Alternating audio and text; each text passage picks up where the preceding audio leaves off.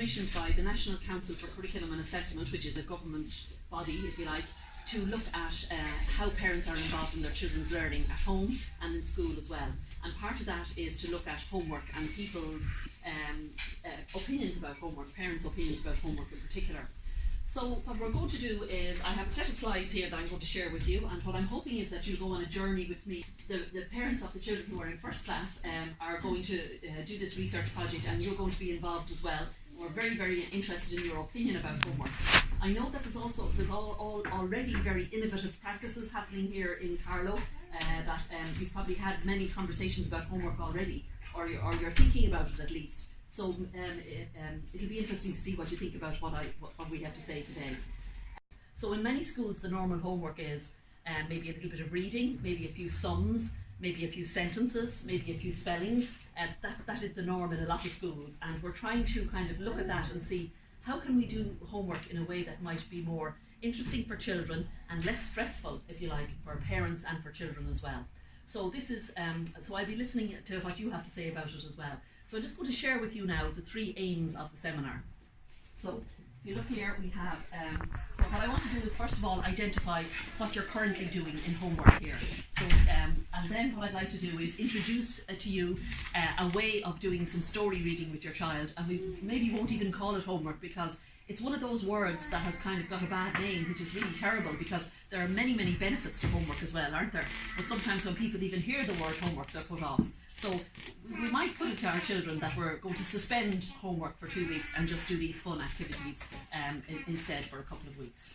And then the third thing then is to plan 2 of these enjoyable activities with you and see how we get on. And then myself and Maya will come back at the end of the 2 weeks and we will see how you got on. If it's a disaster, we want to hear that it has been a disaster, because that's what research is. We don't want to hear a sort of a polished version of what happened. We want to hear what really did happen. Is that okay? So let's have a look and see. The first thing I'm going to ask you is to maybe you can tell one another, talk to one another for a minute if you'd like. But the thing that it says is find a quiet space for you and your child. So there's no law or no rule about when and where you do this. It can be at night time, snuggle up under the duvet together. It can be sitting on the sofa with your arm around your child and the 2 of you looking at the book together. Or it could be maybe at the kitchen table. It could be in the morning time. I think most parents tend to do it at night just before the little boy or girl, before you go to bed. In fact, some parents have said to me, children would want to put on their pyjamas at 6 because they know that if they have their pyjamas on, then it's story time. So I don't know whether that'll happen or not. But anyway, the key thing is to find a quiet space for you and your child. Put away all the screens, no Nexus, no DS, no tablets, no iPads, no nothing. Put all of those away, turn off the television, and just have a quiet time between yourself and your child. And actually, sometimes what happens is another child who's not involved in the project will want to sit on your knee as well and listen. Okay, the next thing you do is you begin by looking at the cover of the book and wondering what the story is about. So just like musing together about what you think the story might be about. And then you, the adult, you read the story, pausing at times to look at pictures and talking about them. Now you may, as I said, you may not be reading the whole story, particularly if it's this one called The Diary of a Killer Cat, or if it's this one called Dirty Bertie. Now Dirty Bertie is a very he's a very funny character so there's actually 3 stories within this one. It's like a collection of short stories. There are actually 3 stories in this one book. So this book alone could last you the whole 2 weeks. You might decide, so it's really up to you and your child to decide which one you want to go with. So I'm giving you 3 books and you only have to read 2 of them. And the reason I'm giving you 3 is that the research shows if children pick the story themselves, they're much more invested. In other words, that children's choice, it is really important for children to have a choice. So what do? You're reading the story, pausing at times to look at pictures and talking about them. Now here come the strategies. As you read the story, now sometimes what you might find is the first time you read the story, your child might say to you, as I've often been told, would you just read the story? I don't want to hear any questions, I just want to know what happens. And that's fine. Maybe the first time you do that, you just want to read the story to your child. Then maybe the second night or the second time that you're going through looking at the story, you'll ask a few I wonder questions. And this is one of the strategies, to use this term, I wonder. The reason I use the I wonder strategy is because it's what we call an open-ended question. And it also means that the power relationship between you and your child is equal. It's not hierarchical. So if I say to you, for example, if I stood here and I said, 4 sixes, and you're there, 4 sixes, what are 4 sixes? I think it might be 24, but I'm afraid, you feel very intimidated by my direct question, wouldn't you? A little bit intimidated. But if I say to you, I really need to find out, I need to buy 4 boxes of eggs, and I don't know whether I'll have enough for how many people that will suit. So I need to know what 4 sixes are. I wonder what 4 sixes are. Can anyone help me out here? Somebody is very likely to say, Joan, it's 24. Because you won't feel intimidated because you know or you think that I don't know the answer. So that's why we use the I wonder strategy, because your child thinks, perhaps, that maybe you don't know the answer either. And that makes the relationship between you and your child much more egalitarian, if you know what I mean. So we find that the I wonder strategy works really well. So if you look at Love from Louisa, I wonder, the first one says, I wonder why Louisa kept writing letters to Farmer Giles. So remember I told you the story, it's about a pig who's not happy because her pigsty is very untidy. So the first one is, I wonder why Louisa keeps writing letters to Farmer Giles. Another one, I wonder are all pigs tidy like Louisa? So your child would probably say, no. You know the pigs that are really smelly down the road in the farm down the road. I wonder why Louisa didn't like the city, because she actually went off in a huff to live in the city after a few days of not getting her way. And then the last I wonder is, I wonder was Farmer Giles happy to hear that Louisa was coming back, because when she went to the city, she didn't like the city either. So now, you don't have to use all those questions. They're just examples for you. If, sometimes parents say, I don't know what I wonder questions to ask. Well, I've given you a few. Is that okay? So don't feel obliged that I'm giving you a job, you have to do all of this. All I'm interested in is that you practice the strategies, even 1 or 2 I wonder questions, and see, does it make your child talk back to you a little bit more, okay? So that's the first strategy, I wonder. The next strategy is relating the events of the story to your child's life. Now, you probably do that naturally when you read a story anyway. So, for example, if you ever read the story Goldilocks and the 3 Bears to your child, you probably might have said to your child, I wonder was Goldilocks, did she do the right thing by breaking into a house and eating somebody else's porridge? And what else did she do? She sat on everybody's chair and she broke Baby Bear's chair. And then she went up and slept in the bears' beds. So that's very, dodgy kind of behaviour, isn't it? So if you're reading that story to your child, you might even naturally have had a conversation about, I wonder that was Goldilocks behaving in a way that was, acceptable. So basically, what I'm suggesting to you is that you relate the events of the story to your child's life. You make it real for your child. So with Love from Louisa, I've suggested, you might say to your child, did you ever get a letter from somebody? Now maybe your child has a godmother who sends them €20 for their birthday or something. Or maybe they have, I don't know, somebody who sends them a letter every now and then. And then asking your child, well, do you like your house to be tidy? And why do you like to have a tidy house? And then, do you think Louisa should have helped the farmer to tidy up instead of giving lots of instructions? So, relating making the story be about yourself and your child as well, relating it to your own lives. So that's the second thing. And then the third strategy is literally discussing word meanings. So the words that I picked out of Love for Louisa for you, and you might pick different ones if you want, are impressed, pigsty, disgruntled, admiring, handiwork, confounded. Now some of them are quite difficult, as you can see, and you don't have to do all of those words, but you might decide over a period of 4 days when you're doing Love from Louisa that you're going to pick 3 words that you'd like your child to be able to use at the end of the process.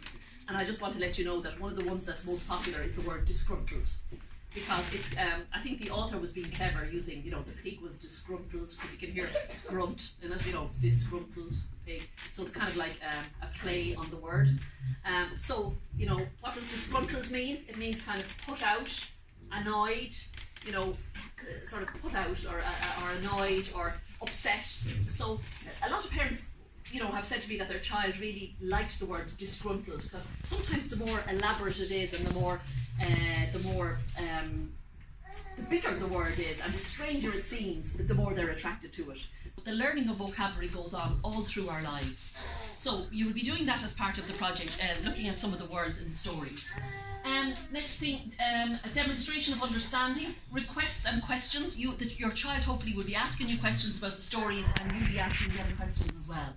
Retelling and elaboration. With these stories, the whole aim of the story is that you read the same story to your child all week long, and you do different things with it every night. And by the end of the week, the aim is that your child will take the book from you and say, okay, mom, or okay, auntie, or okay, granddad, or dad, whoever it is, I'm going to tell you the story back now. So the aim of it is, now obviously your child won't be able to read it.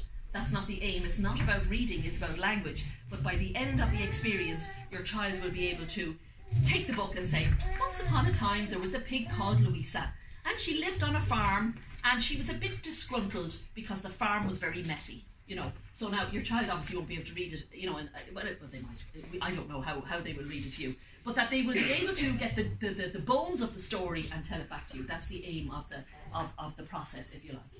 Okay, so we also have things like retelling and elaboration, which I've just mentioned to you, playful and creative use of language. Sometimes your child, especially if they're in junior infants now, they'll be at the stage when they begin to realise that a word can have more than one meaning.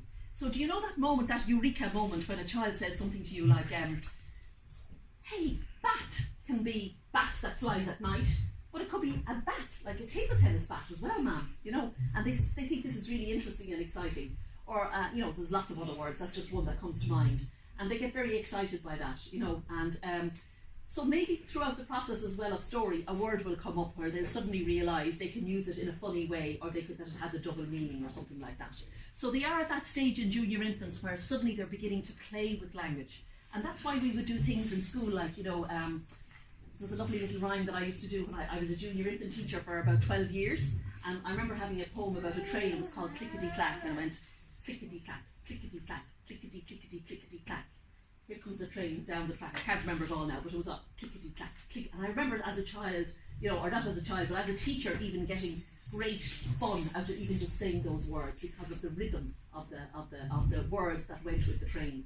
So that's really important for children to have that experience in English, and also if it's their native language as well. That I'm sure there are rhymes and poems that you have in your native language. It's really important for children to have that experience. So the last two things then: information giving, explanation, and justification. So in other words, that you will be doing things in the story about.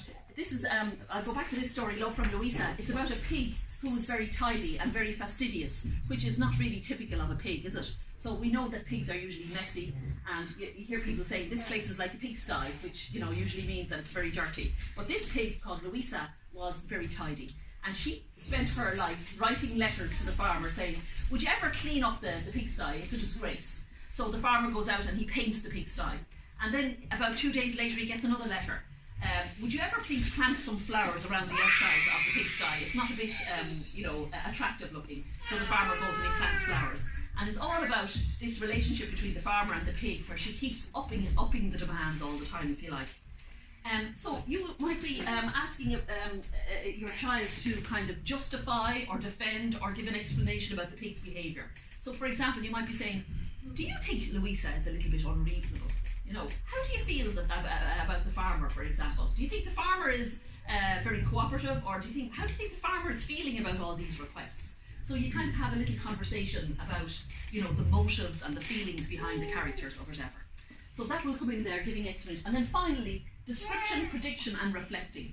So you will be, you know, together you'll be describing. You might even find a character in the book who reminds you of an uncle or a cousin or a next door neighbour, and you can have a little bit of fun around that as well. So basically what I'd like you to do is to read these stories to your children and to use, if you find it helpful, one of these tip sheets and some of the strategies that I've just outlined to you. Okay. Other things that you can do as well. So for example, I'll just name one or two. So one is that maybe you should always build on what your child says. So say for example, you're looking at this book and you say, I wonder what the story's about. So you can see clearly there's a pig who's looking very tidy. She has a handbag and she has a hat, and she's sitting on an upturned bucket. and there's a watering can there. So, I mean, you could speculate endlessly about it, really. But say if your child says something like, I think it's a book about dinosaurs. Now, do you see any dinosaurs? No. So maybe your impulse might be to go, oh, don't be ridiculous. Where do you see the dinosaurs? There's no dinosaurs there. What I'm suggesting to you is that you might, just say, oh, that's interesting. Why do you think there might be dinosaurs involved? In other words, to probe whatever your child says and follow up on it, rather than ridiculing it, or I'm sure you don't ridicule, but you know what I mean, don't dismiss it. Because what the research says is, if the child makes a suggestion and it's immediately knocked down, then that makes them kind of think, well, what I have to say is not important. So if your child makes a suggestion and says, this book is about dinosaurs, you might say, oh, right, that's interesting. I was wondering why you thought that. And then he might say why he thinks it, and he'd say, right, let's see. So in other words, you have a working hypothesis that this could be about dinosaurs, and of course, as you read the story, you discover it's not about dinosaurs at all. Okay? But I mean, you don't have to say to the child then at the end of the whole process, now you see, it wasn't about dinosaurs. But what you have done is you've given, you've listened to what your child has said and you've built on that. So another one of the strategies actually says you should use what we call, I suppose, responsive noises, if you like.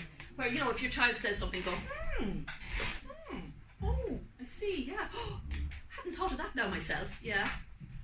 That's interesting, yeah. Or even just nodding your head. And what that does is it makes your child feel that you're absolutely in the same place as they are, and you're listening and you're engaged with them. So even just saying things like, and maybe you do that naturally, but it really gives the child the message that what they're saying is important and you're really there for them and you're listening, okay? So even just saying things like that, you're not serious, I never thought of that, good idea. It's not about praising your child necessarily, like saying you're a good boy, you're a good girl. It's about, you can say something like, that's an interesting comment. Oh, I wonder if, let's see if that's the case. Do you know what I mean? Lisa, I'm going to give you a copy of the strategies. Now, this is not for your child, it's for you. And that basically, you can just look at the strategies, there's 18 of them, and decide which ones will I'm going to read these and decide which ones will help me to help my child to talk more. Is that okay? But the three most important ones are on the sheet already. They're relating things to your child's life, the using I wonder strategy, and the and looking at new words. Is that all right? Actually, I'll go back to the one about the microphone. Yeah. Now,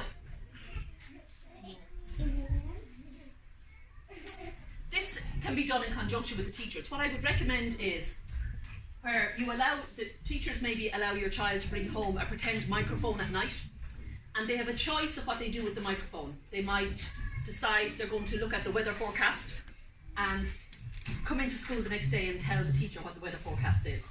Or they might learn a joke at home. Maybe dad or mom or whoever lives at home with them might tell them a joke, and they'll come into school and they'll tell the joke the next day. So really it's about a child having the confidence to stand up and hold a microphone and tell something in school. It's like show and tell, if you like.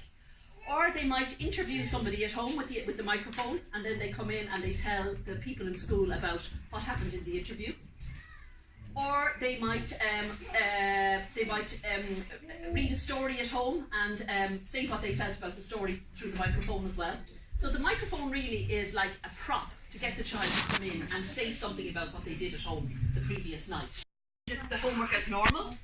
The teacher will have all the children in the class, and she'll say to the children, tell your friend what story your mum read to you, or your dad or your aunt or whoever lives at home read to you last night. Tell them a little bit about it. So the children tell each other a little bit about the story, and then the teacher might say, and did anybody play a game? What game did you play? Did you play the colour game? Did you play the microphone game? And then one or two children will put their hands up, and the teacher will ask them to come up and tell the rest of the children about the game that they played. So the correction of the homework is quite simple. It's where the children talk to one another, first of all, and then the teacher picks different children to kind of feedback on the story that they're reading and the game that they played last night.